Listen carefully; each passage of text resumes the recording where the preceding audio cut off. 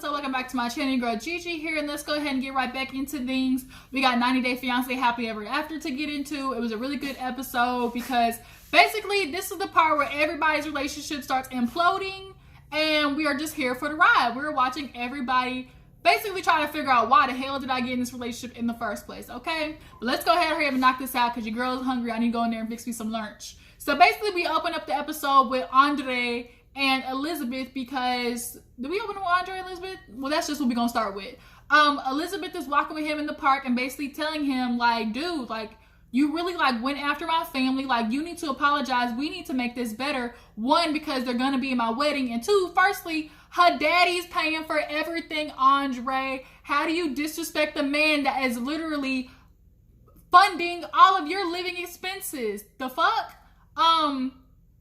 So he feels like, oh, you know, it's not my fault. Your family is just being nosy. They're always asking about my business. Your brother, he was coming after me. Now, the brother, Andrei and the brother do both have some fault in this. Do I think it's as equal, 50-50? No, not necessarily. Not necessarily. I do think there's a little bit more fault on Andrei's side. Yes, the family was asking, and could they have done it a little bit better? But the way they started out asking questions was not rude or anything. The dad was like, hey, you know, do you know why? You know, like, when did, you know, Andrei move to Ireland? And he asked a friend, and the friend wasn't quiet until Andrei was like, oh, don't say nothing. Then it was like, oh, I'm his friend. You know, I'm always going to be his friend type shit. Then they started, you know, the tone kind of changed. But originally the tone, if you ask me, wasn't coming off, you know, like super crazy. Hold on, let me fix this. I don't know why this is doing this. Turn this a little bit more. Okay, that's better. But yeah, so Elizabeth's like, you need to talk to them and get this right, or I'm not marrying you. What's the point of us getting married a second time if you're not even right with my family? And of course he's got to suck it up because he ain't paying for that wedding. Who is? Chuck. All right, you know who rolling this thing. So Elizabeth ends up going to the Airbnb, which was nice. Okay, did y'all see that Airbnb? How the hell is that house looking like that in the middle of Moldova? Even the dad was like, damn, I just went from the projects to a house that could have been in Beverly Hills somewhere. It was nice and modern and everything. Shit. And I know they got it for the low because it was in Russia. But they go in and, you know, she's talking to him, the dad, and was kind of like, you know, she's disappointed how Andrei was acting, and they were wondering why he didn't come with her. And she was like, you know, he's going to come talk to you guys, but he felt like it would have been, you know, gotten worse had he come to talk to them because of obviously how the tension was between the brother. The dad is feeling like, well, what the hell is going on? Because in America, he acts nowhere like this. Did he get to Moldova and start feeling a little bit emboldened because he's back home? And that's kind of how I feel. The minute Andrei touched down in Russia, he has been trying to show his real Moldovan macho manness, and I don't like it. Elizabeth for sure doesn't like it. And now he's taking the shit out on the family. Like, how dare you sit there and talk to your father-in-law, basically be like, shut the F up, pack your bags, we don't need you here. What do you mean? You're telling him to leave, but who the hell's gonna sign the checks when those come to you? Okay, Andrei, show a little bit more respect. Even the girl that was like the brother's wife was like, you're being really disrespectful. He drinks and that's what comes out of his mouth. Andrei deep down knows he is not delivering what his Moldovan, you know, heritage has been taught to him to do. He's at home being stay-at-home daddy playing video games because he got lazy. He got to America, realized his girlfriend's family was loaded, and basically all he has to do is get her to go out there, cry, weep, and daddy's gonna pay for whatever, you know, they need to get done. And that made Andrei lazy. And Elizabeth started accepting it because, one, she doesn't like the confrontation with Andrei, and two, it's just a lot easier. And she doesn't want to, like, make things worse with them. She just doesn't like that confrontation with him. But back to, you know, the brother and Chuck, they're just kind of feeling like, we definitely need an apology for one. Elizabeth did try to tell the brother, like, you played a part in it, but the dad's like, you know, right is right, is wrong is wrong. I don't agree with that. Like, they're kind of being real, like, snooty in that aspect. Like, no, the brother got up. He was attempting to fight, you know, Andrei and stuff like that. Like, he plays a little part in that. Shit, we all know Andrei would whip that brother's ass, though. I'm sorry. Like, I don't like Andrei, But damn, brother Charlie, you was gonna get your ass whooped. So later on, we see they actually meet Andrei in some type of little mechanical Russian war thing, and Andrei tries to come up and shake their hands. They're kind of like, "No, we good." And so he's like, "Look," the dad is like, "Look, Andrei, you didn't explain like what the hell happened." Andrei tried to do the phony thing and blame it on the alcohol, but the dad was not trying to hear it. He's like, "No, that's not liquor. Like, the last thing I heard from you was telling me to pack my bags and I don't need you here. So what is it?" He's like, "Oh, that's what I came to talk to you about. After talking to Libby, I realized, I messed up and I'm just a little bit embarrassed. But, Charlie, you had a part in it too." And the brother was like, "Look, you the one who got up. I was just retaliating," which is, slightly true. But nonetheless, like, y'all both were feeding into each other. So now the dad's feeling like, is this who you really are? Like, because when you were in America, you never tried to fight my son then. Like, who is this person we're looking at? And Andrei's basically trying to get to the point, like, "Look, the fact is, yeah, we almost got physical, but we didn't. And, I'm coming to you guys to try to apologize because, I want to make sure Libby's okay at the wedding and you're going to be there for her. And, I'm doing this for Libby." And that's also another thing too. The dad kind of feels like, why is my daughter trying to have to tell you to go make things right? As a man, you should know, dang, I messed up. Let me go make it right with my girl's dad because, I need to respect that. And that's not what's happening. He's apologizing so the dad can pay for the wedding, and Charlie knows that, which is kind of pissing me off even more because Charlie's like, "You know what? I honestly think you're just apologizing because you want me to continue to be the bank." And Charlie, if you know that, then why are you still paying for the wedding? That's kind of how I feel. You can tell your daughter, "You know what? I decided I changed my mind," but he's not going to because that's his daughter. It's Elizabeth. But ultimately, like, you need to quit allowing your daughter to give you the puppy dog eyes because she has a husband that does not appreciate it, for one, and still disrespects you even after you've done so much for him. So at this point, they're just kind of agree to be like, "Look, we'll take it on from here. We're just kind of, let's put everything in the past. And from here on out, we're just going to take it as it comes." But ultimately, the dad has his good eye on Andrei, and the brother's still not fucking with him because he's been disrespectful last season, this season. And he came to Moldova, Russia, and felt like he's all big and bad because he's the man, because he got a dick swinging between his legs that he's supposed to be in charge. And homie, you can't be in charge because you don't bring in no bacon. Period, poo. So moving on, we see a little thing with Paul and Karini. Basically, Karini's sick of Paul. The mama knows her son's a deadbeat. She's like, "What have you been doing?" He feels like, "Oh, I'm trying," and, Karini's, not seeing, not appreciating what I'm doing. But at the end of the day, like, Paul, she's been with you for a minute now, and you still have not figured this shit out. How? Like, you're being lazy. And now here it is, she's stuck in this tiny ass house next to a railroad track, which, I mean, is decent. At least y'all aren't living in that little nasty ass trailer that y'all went to go look at. But I think she's just disappointed. Like, I got pregnant by this weak ass American. I thought I was gonna come to America, have me a backyard with a puppy and a white picket fence. And she's realizing, she thought she was getting Brad Pitt, but then really she got, Seth Rogen type shit. So moving on. Who was next? We see, Kalani and Asuelu. So Asuelu ends up going to see his mom, his sister, and the family at the house because obviously things were still kind of awkward at the dinner that they had. And he brings the gifts that, he got for them. And they go in, he sits down and, shows them the gifts and everything. And you could tell the sister was like, "Oh, thank you.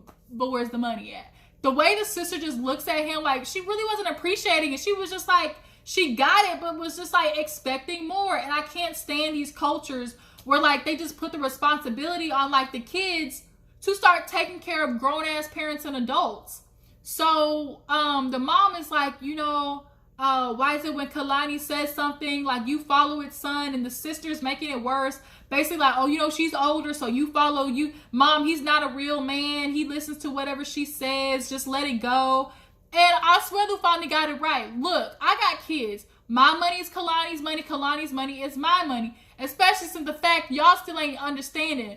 Asuelu is pushing goddamn yogurt samples part-time. He does not have any money. Okay? Y'all feel like because he's in America, y'all all have this idea that America is this great place where everybody's rich. Newsflash, it's all fakery, okay? Well, it's good on the outside, but trust me, after this year that we have seen, America is the land of false fallacies and fairy tales. Point blank, period.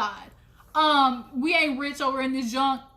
Hell, 80% of America is broke as fuck, okay? So the sister was like, oh, at first when he married somebody American, we were like, oh no, he's gonna, miss this. He's not gonna do the Samoan culture. But then even the sister admitted it. Oh, because she's American, we thought, she would help out, send money back. No, and no, that's not how this shit goes. Like, he's telling him, like, I have responsibilities. And so now the sister wants to be salty about it, and they're all basically blaming Kalani. But what else do you want him to do? Now all of a sudden she's telling him, oh, basically go get, just work harder, the Samoan way. If you feel like, you really love your family, you would pay attention. Like, basically choose them over the kids. That's what the sister said. Basically, like, oh yeah, you got kids, but you make sure you take care of everybody else first, and then your kids. The fuck? Excuse me, Tammy, like Kalani said, what money are you sending back? And I think she's kind of forcing it on Asuelu because she's not sending money back her damn self. So Asuelu gets sick of it, and he basically leaves and realizes, like, I don't know if I'll be able to have my family and Kalani. Like, I don't think I'm going to be able to have both. So the next day, they're leaving or whatever, and then before they leave, they go to see the mom at, like, this little goat farm. Asuelu didn't tell them about Kalani about everything that happened at the mom's house because he just knows, like, it's going to piss her off.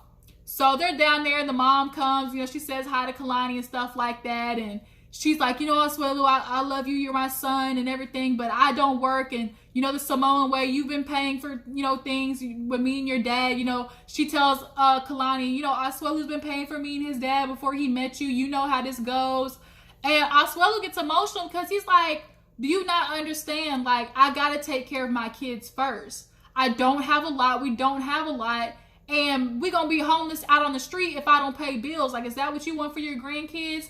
He's like, I can't do it. Like, my kids will die. Is that what you want? And he gets crying and emotional, and I feel like it's finally clicking for him. And the mom was like, oh, I don't want to make you cry, but like your sister said, your sister told you how it goes. It kind of seems like that sister's controlling a lot of shit. I think the mom really wouldn't be as pressed if the sister wasn't as pressed. Yeah, you can't work, but why can't you go work? Huh?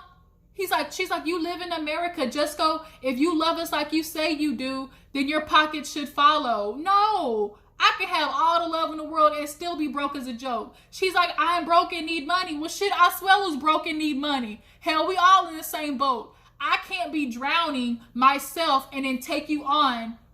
Like, we're both gonna sink, okay? So Kalani looks at her and was like, so you still are saying, like, you want him to send you money? She's like, I am. I would have walked away. Kalani's like, this shit is crazy. You're literally watching your son cry in front of you, talking about, like, he's barely struggling to pay for his his own bills and his kids, and you're still thinking about yourself.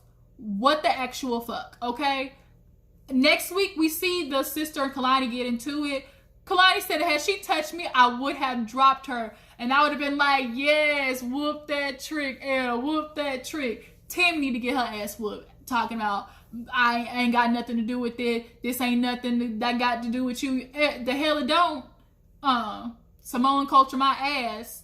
So we see a little segment with Sinjin. He finally going out with his friends. Of course, Tanya's concerned because he goes out there and gets drunk. But guess what? He goes and does exactly that because, he's happy to see his friends. They were talking about, dang, he went and got fat in America. But basically, they ask him, like, how things are in America. He's married now. Is it the life he's always dreamed of? And basically, hell no. He got married because he was forced to because of the 90 days. But he's questioning, should he have done that? He basically appeased Tanya, got married, and realizing, like, damn, one, we don't really know that much about each other. Two, our life plans honestly don't match up. And three, why the hell are we still married? Like, he's talking about, oh, I might never go home. Hell, you shouldn't. This honestly should be the time that you and her have a real conversation so you know whether you're going back to America because you genuinely want to be with Tanya and that's the life you want. She wants kids. She wants to settle down. But you don't want that, Sinjin. And Tanya knows that, which is why she keeps breaking down, talking about how fair is it to me to keep waiting. Well, bitch, you gonna keep waiting because Sinjin don't want the life that you want, period. Y'all need to start walking away. Girl, you are wasting your time, and your eggs are about to be tick, tick, tick, powder, dust, poof, okay? But yeah, he out there getting turned, all right? He letting his friends know, I'm back in South Africa, bitch. I'm gonna turn up one time for the one time. So then after that, we see Larissa, her ass. Larissa ends up going to see her the lawyer, because he's got her case that had to deal with Colt and the whole domestic battery shit or whatever. He got her off, all right. You know, she did her what is it called? Community service, and got her hours done at anger management, and you know, everything's cleared. So she's finally technically done with all the case with, you know, Debbie and Colt. But the problem is, he's like, look, you can't get in trouble. There's only so much magic I can do. The next time a judge sees your paper run across his desk, like, he's gonna be like, you again? And deport your ass. So if you're in any type of relationship that's toxic, and ironically enough, he's saying that while Larissa is in a toxic ass relationship with Eric. He's like, if you see the signs, like, you need to run. And here she is going back to Eric, and they're talking about everything. Oh, you know, you should have went looking. And she's like, well, you said all this shit about me. Ultimately, they make up. You know, they want to be with each other, and she decides she's going to stay in the house. And it's like, girl, what you going to tell Carmen? Carmen's going to be like, bitch, don't come back again with this mess. Thinking, you know, you finally got your senses right again. I'm consoling you and telling you can move back in. You gonna make back up with this man and do shit like that. Oh, hell. So yeah, her and Eric are right back together, y'all. She just a fool. So speaking of Larissa and Colt is, you know, leaving with his mom, and you know, he needs to talk to Jess because obviously how things went. I guess she came to the room drunk maybe, and it was security, and a whole bunch of shit happens. But he didn't tell Debbie. Debbie only knows about the fight that had happened before, you know, she left. And I'm glad he didn't tell her. Colt is finally deciding he's gonna grow some cojones, okay? Because Debbie's fucking up all his relationships, honestly. So they get ready to go. They're in the car, and they're talking about, oh, I'm gonna miss you, and I love you, and everything. And Debbie starts with the bullshit immediately. So let's talk about last night. And, like, Jess kind of rolled her eyes. And she's like, you know, yes, I was angry. And she's like, you know, you can't do that with Colt. You know, you know, you have male friends, and he doesn't say anything. So why can't he have female friends and stuff like that? And she's like, no, he lied. She's like, yes, she was like, you got angry. You went off on him, but she's like, he lied first, which is true. Debbie, you can't sit there and defend your son because he did lie. She's like, he didn't lie. He just didn't tell you. Bitch, that's a lie. Quit standing up for your son. Yes, she had an immediate reaction that was crazy, but she was low-key kind of justified for her reaction. Regardless of what you feel about her, she had a right to be upset because he lied to her. And he tried to make it seem like they weren't talking and all these fake text messages and stuff like that. Colt fucked up. He was wrong. Miss Debbie, you need to get at your son's relationship. She's like, you made my son feel bad. That's for Colt to say. Miss Debbie, not you. Your son is damn near 40. You need to let him go. Let him fly the coop. Yes, is he making a mistake with Jess right now? I think he is too, Miss Debbie. But you gotta let him clearly bump his head again and realize he's in another fuck up situation. This is literally Larissa all over again. So they make it to the airport. He walks her off to the side, and Miss Debbie's like, oh shit, please don't propose. Don't do it. Don't do it. Don't do it. It kind of looked like he was about to.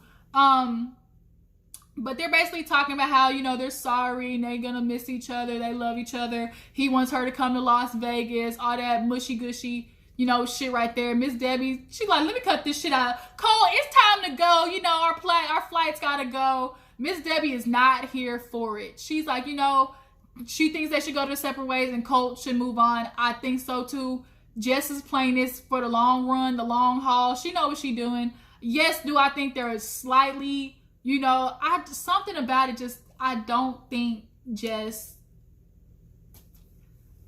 she into him like that. I'm sorry. I think she's playing this fool like a fiddle because she knows, for one, what he likes, and Colt is just stupid and desperate enough to, because ultimately he don't want to be alone, stuck in his mom with 9 fucking cats all damn day. He needs to go get him. He can't just have cats walking around his house. He need to go get him some cat. Debbie, you need to go invest in a vibrator or go to motherfucking Whispering Pines down the street and go find you an old man that got a shitload of Viagra in his room that he needs to use. Like, Debbie, when's the last time you got your back blown out? Okay, like, you need to go figure out something, because you are constantly in your son's life and you fucking up his relationships, period. So yeah, she ended all that mushy gushy stuff and was like, time to go. So then, what happened after that? We had Colt, Larissa, Jess. I feel like I'm missing somebody. Oh shit, we gotta talk about the most important one at the end. Angela and Michael. Y'all, this bitch give me a headache. So they end up going to like the registry or something like that, because when you get married in Nigeria, you gotta have like the pre-counseling session or whatever. I'm so stuck on this shit. Angela feels like nobody can tell her anything about her relationship or anything about her. Like, girl, I can't with you. So they go and they're basically talking about, you know, the plans and how did they meet and what are they gonna do when they get together and all that type of stuff. And the woman is talking about like, yo, you know, you're gonna be submissive, you're gonna cook for him, clean for him, because it was the different religions and how many women you can have or whatever and stuff like that. She's like, is he gonna have some side chicks when I leave? And the woman basically said he won't have to go out if you're doing your job. Angela's like, I'm not even gonna do this because I know how they feel. But she knows, she has told Michael plenty of times, if you are expecting a submissive bitch, you got the wrong one, because it's not me. And I think Angela is stuck on this word submissive that she's kind of missing the point, which is the man has to be the head of the household. Like, if that's how you, if that's how you live life, and then especially when you get with a Nigerian man, he's the head of the household. You can't be sitting there bucking at him, disrespecting him, talking the way that you talk to him, like shit like that. And then you don't really do anything for him because you said you're not gonna cook.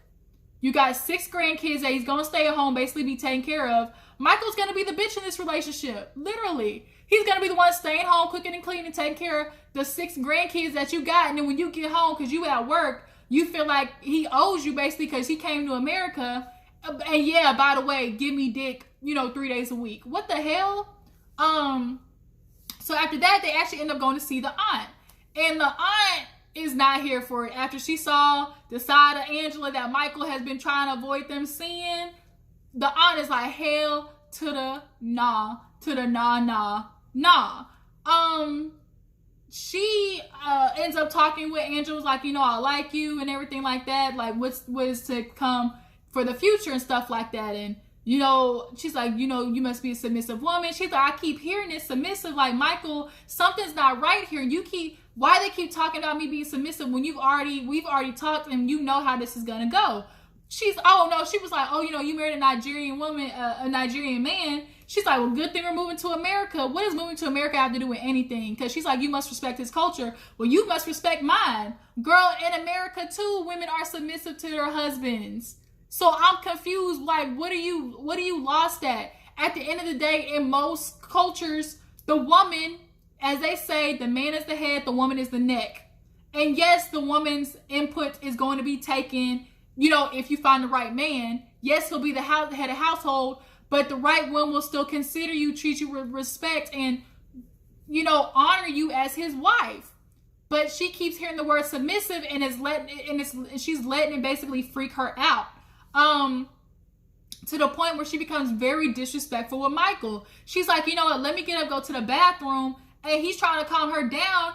And she basically dogs him out in front of the aunt. Don't do that, Michael. Don't, just because your aunt is here, don't raise your voice at me, which he didn't. Like, you're the loudest one talking here, bitch. You big, burly, polar bear built ass bitch. Like, the way she talks to him, like the aunt said, like you're a child. Like, Michael, you need to stand on your feet. And the reason she keeps doing it is because Michael still hasn't checked her ass, because at the end of the day, it's easier for him to not have the confrontation with Angela. But then you give her this false sense of she can keep doing the stuff that she's doing because you let her get away with it. So she's talking to him like, Michael, look at her attitude here in Nigeria. If you go to America, what do you think is going to happen? Like, she's disrespecting you in front of your own elders. And you go to America with nowhere else to go. She's working. You're stuck at home. It's only going to get worse. Like, is this going to change? So literally as he's saying that, she's like, what's going to change? He's like, oh, you know, it's going to be 50-50, you know, you know, the parts 50-50, you know, the cooking and the submission. She's like, Michael, I'm not changing. I told you who I was. This obviously clearly isn't going to work. The aunt was like, look, Angela, your attitude and what I just saw, you don't need to be with him because he's a Nigerian man. And she's like, you're a white woman. Like, why? Like, why did you get with him? She's like, well, I'm American and you know, and he needs to respect that too. And it's like, I'm a little confused because honestly, like, you're the one that's really doing all the work and seeing his culture, and you're still continuing to do this when you know this shit ain't gonna work. So she gets up because the aunt's like, I don't know if I can support this. So she's like, you know what? Wedding's off. I'm done. Gets up and walks away. And it's like, she's like, I'm such a fool. She said, kiss my ass and call me idiot, man. She said that, I busted out laughing. I was like, that's the most country's hick shit I done heard. And Michael's like, damn, I didn't want them to see this side of, you know, Angela. But the problem is, Michael, you keep trying to tell your family, you know, how things are going to go in America. And, oh, Angela's going to do this and that. And then you tell Angela, oh, no, you know, I understand you're a woman. You're going to stand 50-50 with me. Like, he keeps trying to please both sides. So I do see where Angela's getting with that. But regardless, the way she disrespects Michael and talks to him and belittles him and demeans him, like, you need some therapy, girl. You got a lot of tension built up in them big burly back shoulders of yours. Like, Angela, like, you need to, this is it. Like, if this is not a sign to let this shit go, Michael, you need to run the other way. Because, like, what are you going to do? Once you get to America, you're stuck. Because you can't leave. Because once you leave, you can't come back to America. I mean, Michael, is it really worth putting up with this shit? Like, I can't think that Michael really, like, he says he loves her, but he loves her because of the benefit that he knows that comes with it. I'm sorry. Nobody puts up with that shit unless they know there's an end goal in sight. And I think Michael is trying to stick through it through the end goal. And in the meantime, he feels like he can change her. She's going to start, you know, cooking Nigerian meals and a whole bunch of shit. No, Michael, you're not going to get a Nigerian meal. You're going to get pizza. Exactly what you got last episode. All right. So that's the episode. I think that's all the couples we discussed. So how do you feel about everything? You guys drop down in the comments and let me know. Appreciate you for tuning in. Make sure to like this video, subscribe to my channel, and I will check all you guys later. Deuces.